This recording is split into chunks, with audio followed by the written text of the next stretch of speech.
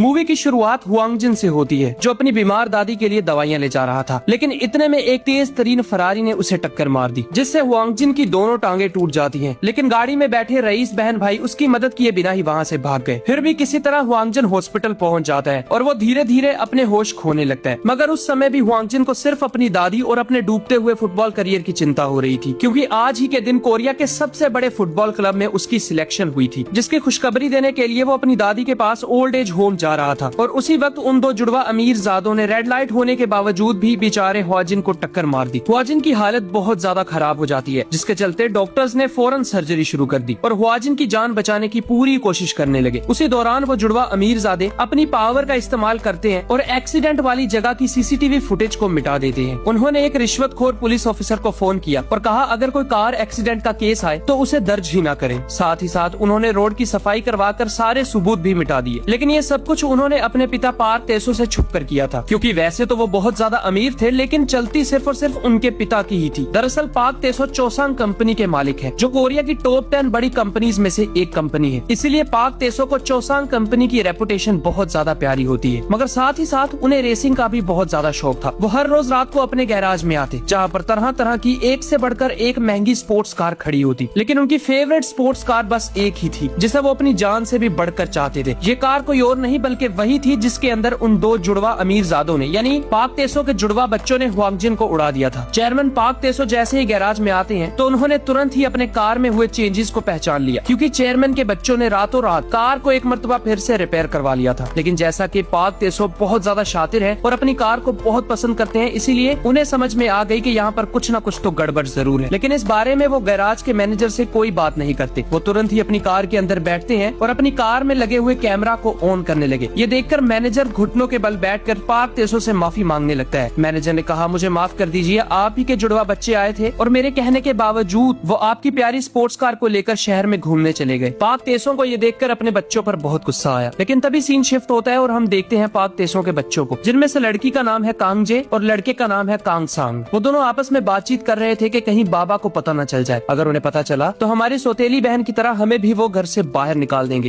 कांगजे कहती है फिक्र मत करो, हमने हर छोटे से लेकर हर बड़ा सबूत मिटा दिया, इसलिए डरने की कोई जरूरत नहीं। इधर हम देखते हैं हॉस्पिटल का सीन, जहाँ पर हुआंगजिन को फाइनली होश आ जाती है। हुआंगजिन तुरंत ही उठता है और अपने पैरों पर से जैसे ही कंबल हटाता है तो उसे अपनी टांगों की तरफ देखकर अपनी ही आंखों पर यकीन नहीं आ रहा था। तभी वहाँ पर डॉक्टर आते हैं और उन्होंने कहा हुआंगजिन तुम्हें टेंशन लेने की कोई जरूरत नहीं है, हमने कड़ी मेहनत करके तुम्हारी जान बचा ली और फिक्र मत करो, तुम 6 दिनों के अंदर चलने भी लगोगी। हुआंगजिन काफी दुखी हालत में डॉक्टर से पूछता है डॉक्टर बताइए क्या मैं दोबारा से खेल पाऊंगा या नहीं। डॉक्टर कहते हैं आई एम सॉरी, तुम अपने फुटबॉल करियर को भूल जाओ, लेकिन हमने बहुत मेहनत की है तुम पर। हुआंगजिन कहता है मेहनत, आप क्या जानो मेहनत क्या होती है। मैं पिछले 12 सालों से हर रोज सुबह 5 बजे से लेकर शाम 6 बजे तक लगातार मेहनत करता हूँ, ताकि एक दिन अच्छा सा फुटबॉलर बनूं और अपनी दादी को बेहतरीन दवाइयाँ और एक अच्छा लाइफस्टाइल दे पाऊँ। लेकिन आप इतनी आसानी से कह रहे हो कि अब से मैं फुटबॉल खेल नहीं सकता। मगर डॉक्टर भी इसमें कुछ नहीं कर सकते थे, इसलिए वो वहाँ से चले जाते हैं। अगले दिन हमने देखा चेयरमैन पार्क तेसो को, जो अपने सबसे करीबी असिस्टेंट मिस्टर ली पर बहुत ज्यादा भरोसा करते थे। चेयरमैन पार्क बहुत ज्यादा दुखी थे, क्योंकि उनके अपने ही खून ने जिंदगी के हर मोड़ पर उन्हें धोखा दिया है। चेयरमैन पार्क कहते हैं मिस्टर ली काश के तुम मेरे बेटे होते और मैं ये पूरी कंपनी तुम्हें सौंप देता, क्योंकि अब मैं बूढ़ा हो रहा हूँ और जल्द ही मुझे चेयरमैन के ओहदे से रिजाइन देना होगा और नए चेयरमैन को चुनकर अपनी रिटायरमेंट की जिंदगी को आराम से जीना होगा। लेकिन मुझे नहीं लगता कि कोई चेयरमैन के ओहदे के काबिल है और चौसांग की तरह हर एक कंपनी का रूल होता है कि बाहर वाला कभी भी चेयरमैन नहीं बन सकता। फिर चेयरमैन पार्क मिस्टर ली को एक खुफिया कमरे में ले जाती है,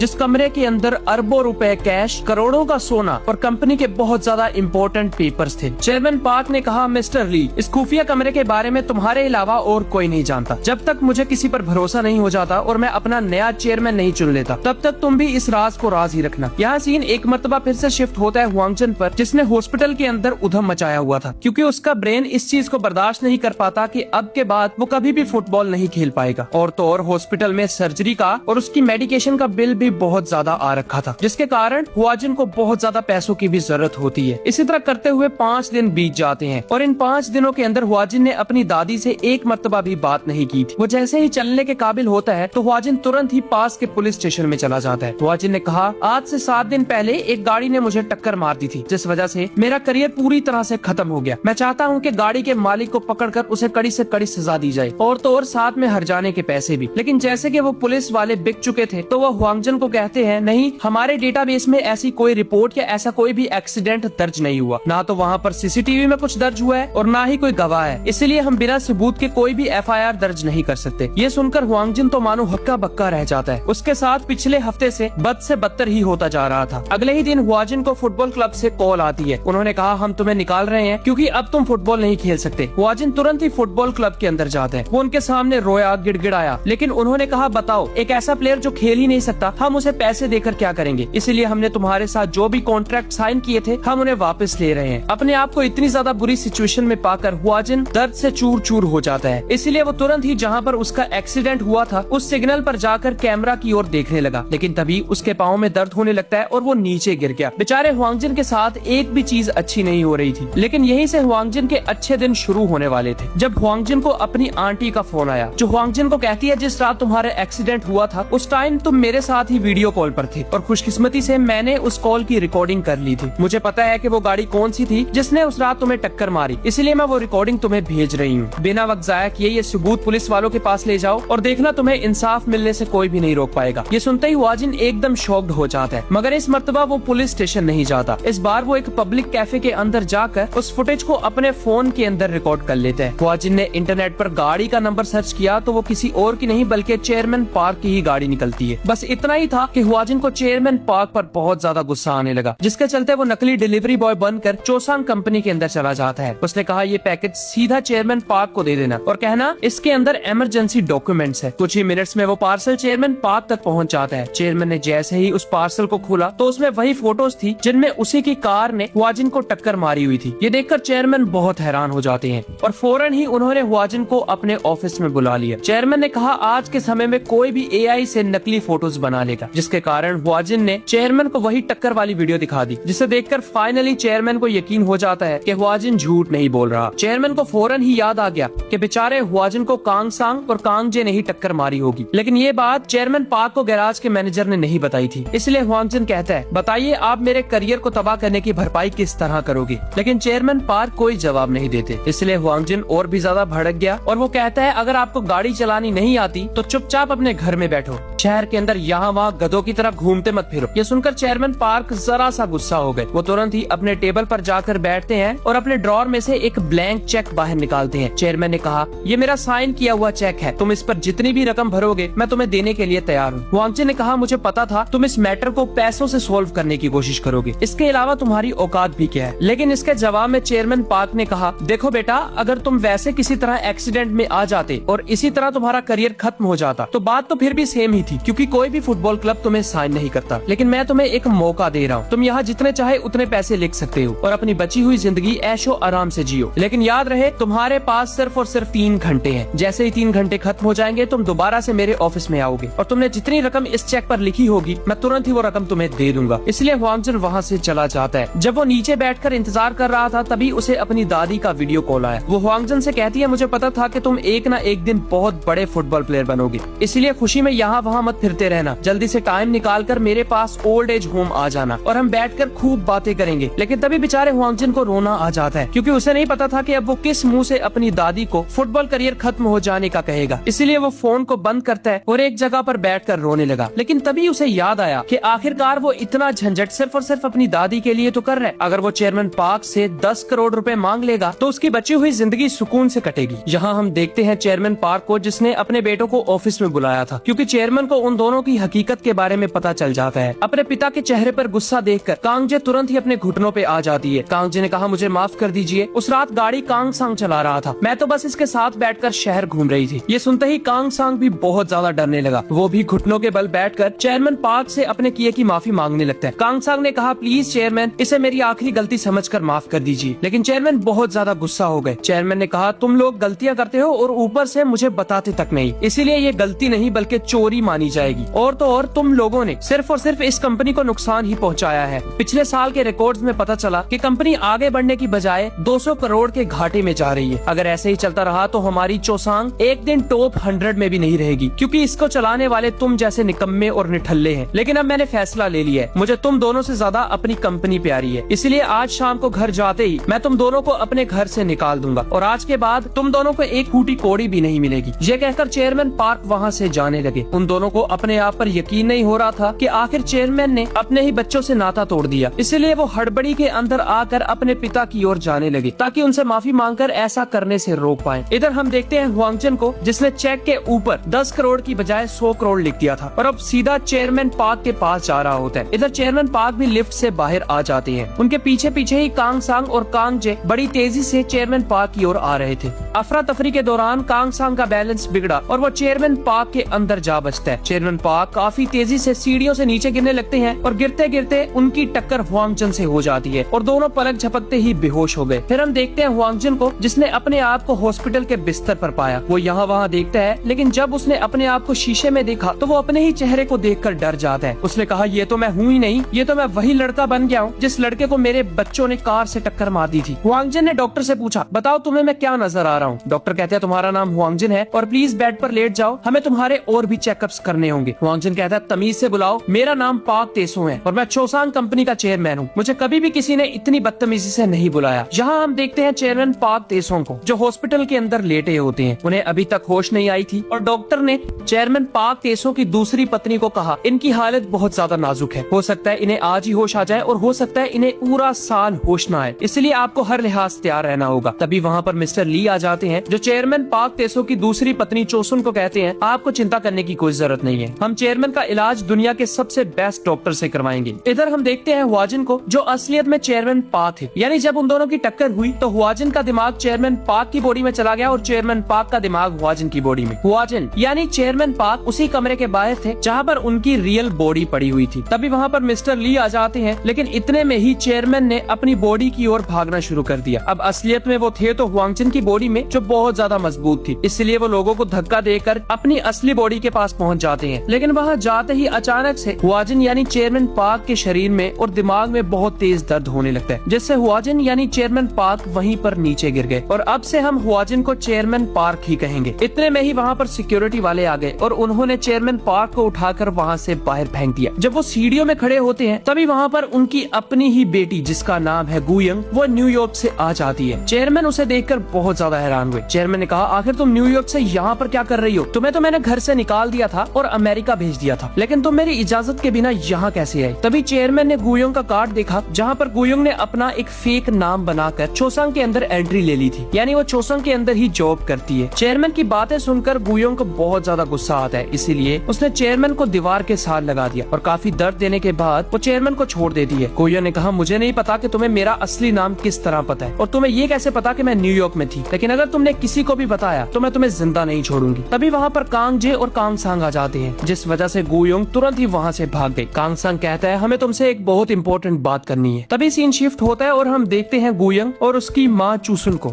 जहाँ पर चूसुन अपनी बेटी गुयंग के साथ चेयरमैन पार्क की बॉडी के पास आई थी ताकि गुयंग अपने पिता को देख ले। गुयंग अपने पिता को देखकर दुखी तो थी और साथ ही साथ उसे गुस्सा भी आ रहा था, क्योंकि एक छोटी सी गलती की वजह से उसके पिता चेयरमैन पार्क ने उसे छोटी सी उम्र में ही न्यूयॉर्क पढ़ने के लिए भेज दिया और इस बात को अब 14 साल हो चुके हैं, इसलिए वो अपने पिता से जरा सा गुस्सा थी। यहाँ दूसरी तरफ हम देखते हैं कांग सांग और कांग जे को, जो हुआंगजिन यानी चेयरमैन पार्क को अपने घर ले आती है। उन्होंने बोला, देखो उस रात जिस गाड़ी ने तुम्हें टक्कर मारी थी, तुम कहते हो वो मेरे पिता की गाड़ी थी, क्या तुमने अंदर बैठे हुए किसी का भी चेहरा देखा था? यहाँ चेयरमैन एक बहुत बड़ी चाल चलते हैं। चेयरमैन ने कहा, हाँ, गाड़ी के अंदर तुम दोनों ही बैठे हुए थे। ये सुनते ही उन दोनों के चेहरे फीके पड़ गए, इसलिए बिना वक्त गवाए उन्होंने चेयरमैन पार्क यानी अपने ही पिता को, जो दिखने में हुआजिन है, उन्हें एक कमरे में बंद कर दिया। उन दोनों ने कहा, हम तुम्हें एक फूटी कोड़ी नहीं देंगे और कुछ ही देर में हम तुम्हें जान से भी मार डालेंगे, इसलिए अगर तुम बचना चाहते हो तो एक कॉन्ट्रैक्ट पर साइन करो। वो कॉन्ट्रैक्ट ये होगा कि तुम आज के बाद हमारे खिलाफ कुछ भी नहीं बोलोगे। इतना कहकर वो दोनों वहाँ से चले गए। उन्होंने सिक्योरिटी वाले को बोला, ध्यान रहे ये घर के बाहर एक कदम भी न रखे। इतना कहकर वो वापस अपनी कंपनी में आ गए। जब रात हुई तो हमने देखा चेयरमैन पार्क को, जो चुपचाप अपने घर से चोरी छुपे निकल जाते हैं, क्योंकि आखिरकार ये घर उन्होंने ही बनाया था, तो हर छोटी से बड़ी डिटेल के बारे में उन्हें अच्छी तरह पता होता है। वो पीछे के दरवाजे से सबसे छुपते छुपाते हुए घर से बाहर आ जाते हैं और सीधा एक टैक्सी लेकर चोसंग कंपनी के बाहर आ गए, जहाँ पर वो एक और बहुत बड़ी चाल चलते हैं। उन्होंने सभी प्रेस वालों को चोसंग कंपनी के अंदर आने का कहा और मीडिया के सामने आकर उसे टक्कर किसने मारी थी इसके बारे में बताने लगे। लेकिन चेयरमैन पार्क यहाँ भी एक बहुत बड़ा दाव खेलते हैं। उन्होंने मीडिया के सामने बताया, मुझे टक्कर मारने वाला कोई और नहीं बल्कि चेयरमैन पार्क तेसो ही था, उनके बेटों का इसमें कोई हाथ नहीं है और आज शाम तक वो वीडियो भी अपलोड हो जाएगी। ये सुनकर वहाँ पर मौजूद कांग सांग, कांग जे, मिस्टर ली और गुयंग हक्के बक्के रह गए। मिस्टर ली को पता था कि चेयरमैन ऐसा काम कभी कभी भी नहीं कर सकते। लेकिन उन दो जुड़वा बहन भाइयों को ये नहीं पता था कि आखिर हुआजिन यानी चेयरमैन पार्क उन दोनों को बचाने की कोशिश क्यों कर रहे हैं। इतना कहकर तुरंत ही चेयरमैन पार्क कंपनी से बाहर आ गए और वो अपने कार्ड को देखते हुए ठीक वहीं पर आ जाते हैं जहाँ पर हुआजिन रहा करता था। बड़ी मुश्किल से उन्हें हुआजिन का अपार्टमेंट मिलता है, लेकिन जैसे ही वो अंदर गए तो वहाँ पर उन्हें बहुत बुरी बदबू आने लगती है। साथ ही साथ उन्होंने देखा कि हुआजिन ने अपनी सभी दीवारों पर सिर्फ और सिर्फ फुटबॉल के ही पोस्टर्स लगा रखे थे और तो और एक पोस्टर में हुआजिन अपनी दादी के साथ भी खड़ा होता है। लेकिन तभी चेयरमैन की नजर वहाँ पर एक कॉकरोच पर पड़ती है, जिससे डरकर वो तुरंत ही अपार्टमेंट से बाहर आ जाते हैं। डर के मारे वो इतना तेज भागे कि उन्हें पता ही नहीं चला कि वो भागते भागते कितनी दूर आ गए हैं। उसी दौरान उन्हें एक चीज की रियलाइजेशन और होती है, वो ये कि जब वो अपने रियल वाले शरीर में थे तो भागना तो दूर, वो ठीक से चल भी नहीं सकते थे। इसलिए अब वो अपने आप को एक जवान शरीर में पाकर बहुत ज्यादा खुश होते हैं। तभी हमने देखा एक डॉक्टर को जो चेयरमैन पार्क तेसो की बॉडी के पास आए थे। वहाँ पर पहले से चूसो मौजूद थी, जिसे देखकर डॉक्टर ने अपने पीछे एक खास तरह की दवा को छुपा लिया। दरअसल ये डॉक्टर और कोई नहीं बल्कि कांग जे के ही हस्बैंड है। चूसो ने कहा, डॉक्टर प्लीज इन्हें बचा लो।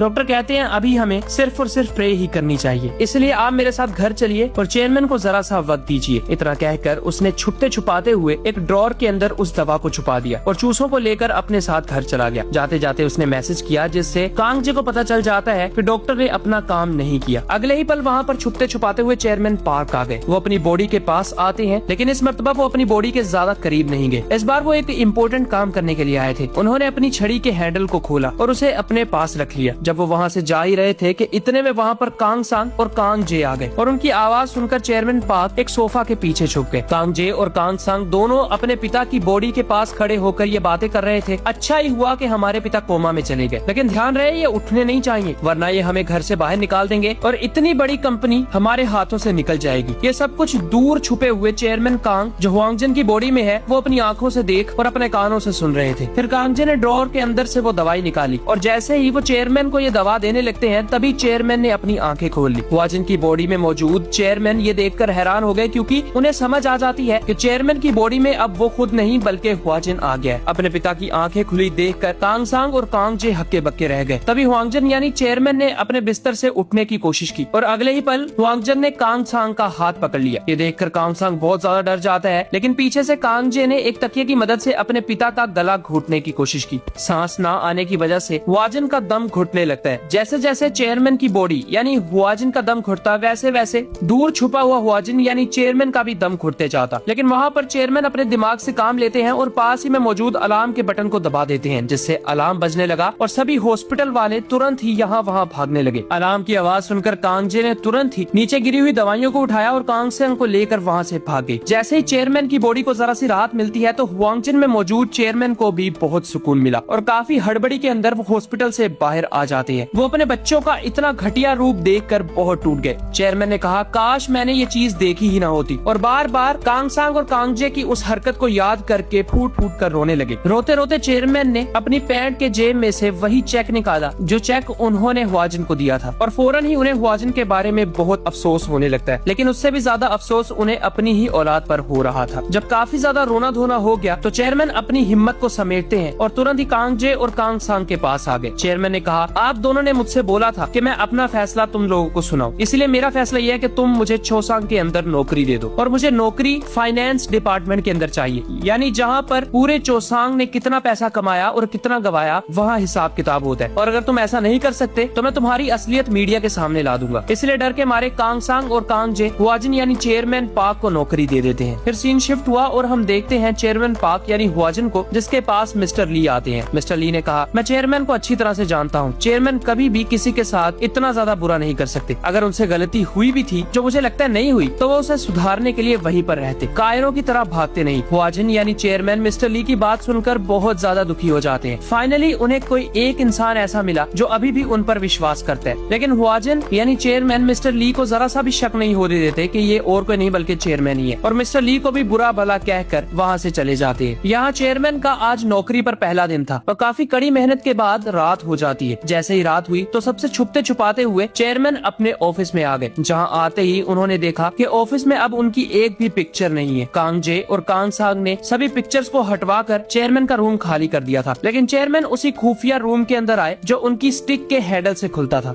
और अंदर जाते ही उन्होंने कुछ पैसे, कुछ सोना और 7 स्टार होटल का एंट्री पास ले लिया और उन सब चीजों को लेकर होटल में रहने चले जाते हैं। अब जैसे कि वो होटल 7 स्टार था, इसलिए वहाँ पर जरूरत की सारी चीजें मौजूद थी। सुबह होने पर रूम सर्विस वाले चेयरमैन के लिए नए सूट, नई घड़ी, नए मोबाइल और कुछ जरूरत की चीजें लाकर देते हैं। फिर वो रेडी होकर अपनी ही कंपनी चोसांग के अंदर जॉब करने के लिए पहुंच गए। वहां जाते ही उन्होंने देखा कि फाइनेंस डिपार्टमेंट के अंदर उनकी खुद की ही बेटी गोयंग भी जॉब करती है, जिसे भनक तक नहीं थी कि हुआजिन की बॉडी में और कोई नहीं बल्कि चेयरमैन खुद ही है। जब गोयंग ने हुआजिन को तू कह के बुलाया तो चेयरमैन बहुत भड़क गए। चेयरमैन ने कहा, तुम्हें अपने सीनियर को बुलाने की तमीज नहीं है क्या? इसलिए वहाँ पर मौजूद सभी लोग उन दोनों की तरफ देखने लगते हैं। गोयंग को अपनी बेइज्जती बर्दाश्त नहीं हुई तो वो चुपचाप वहाँ से चली गई और इसी तरह 2-3 दिन बीत गए। एक दिन जब सारे बड़े बड़े ऑफिसर्स और बड़ी बड़ी पोस्ट वाले एक जगह पर मीटिंग कर रहे थे, तभी वहाँ पर और कोई नहीं बल्कि गोयंग और हुआजिन यानी मिस्टर चेयरमैन आ जाते हैं। चेयरमैन ने कहा, आप सब लोगों को एक आखिरी पेशकश देना चाहता हूँ। और चेयरमैन ने 3 बड़ी कंपनीज का नाम लिया। चेयरमैन ने कहा, इन 3 कंपनीज को हम अपनी कंपनी से अलग कर देंगे तो हमारी कंपनी को 300 करोड़ का मुनाफा होगा। अगर ऐसा नहीं करते तो हम लगातार घाटे में ही जाएंगे। चेयरमैन की बात सुनते ही कांग सांग के तो मानो होश ही उड़ गए, क्योंकि ये वही 3 कंपनीज थी जो किसी और की नहीं बल्कि कांग सांग की होती है। लेकिन इस बात के बारे में सिर्फ चेयरमैन को ही पता था। कांग सांग को लगता था कि इन 3 कंपनीज का मालिक कांग सांग है। इस बात के बारे में चेयरमैन को भी नहीं पता। इसलिए कांग सांग हुआजिन पर भड़क जाता है और उसे शक होने लगा कि शायद हुआजिन को हमारे सीक्रेट्स पता है और उसे पता है कि इन 3 कंपनीज में से जो घोटाला होता है वो सारे के सारा मेरी जेब में जाता है, जिसके चलते वो इन 3 कंपनी से नाता तोड़ने को बोल रहा है। और इसी तगड़े सस्पेंस के साथ ये पार्ट यही खत्म हो गया। पार्ट 2 की एक्सप्लेनेशन अगर चाहिए तो कमेंट्स के अंदर पार्ट 2 लिख देना। Thank you so much.